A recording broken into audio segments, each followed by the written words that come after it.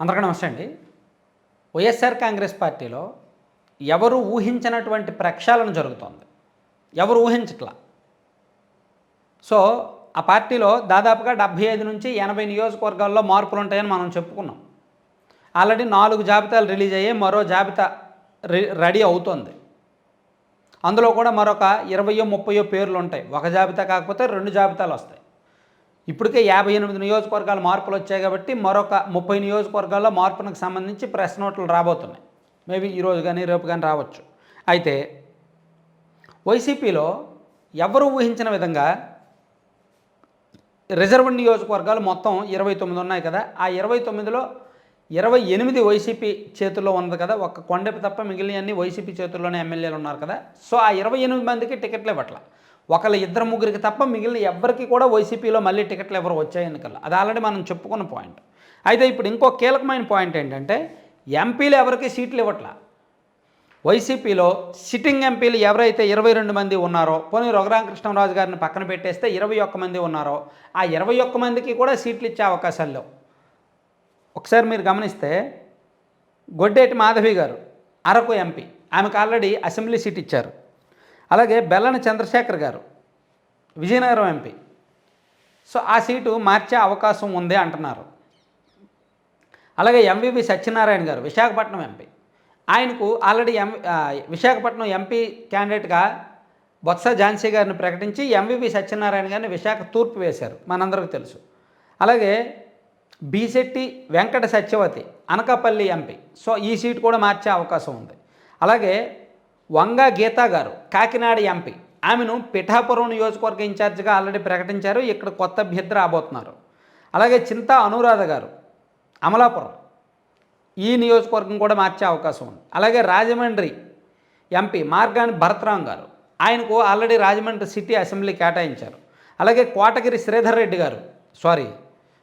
శ్రీధర్ గారు Eluru MP. So ఆయన వచ్చే ఎన్నికల్లో నేను పోటీ చేయనని చెప్పారు. Already Eluru MP seat Karumuri Nageswararao గారి కుమారుడు కారుమూరు సునీల్ గారికి ఇచ్చారు. మార్పులు జరిగాయి. అలాగే వల్లభనేని బాలశౌరి గారు మచిలీపట్నం ఎంపీ, ఆయన ఆల్రెడీ పార్టీ నుంచి రిజైన్ చేశారు కాబట్టి మచిలీపట్నం ఎంపీగా మరో కొత్త క్యాండిడేట్ రాబోతున్నారు.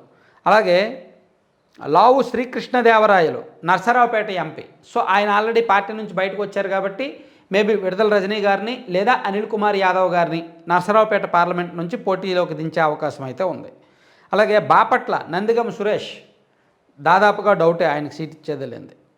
అలాగే ఒంగోలు ఎంపీగా మాగుంట శ్రీనివాసరెడ్డి గారు ఉన్నారు. ఆ సీటు ఆల్రెడీ మారుస్తారు. పార్టీ పరంగా ఆల్రెడీ డెసిషన్ తీసుకున్నారు. అక్కడ వేరే వాళ్ళని ఇవ్వాలి. మేబీ వైవి గారిని ఇవ్వచ్చు, ఇంకెవరినైనా ఇవ్వచ్చు. అలాగే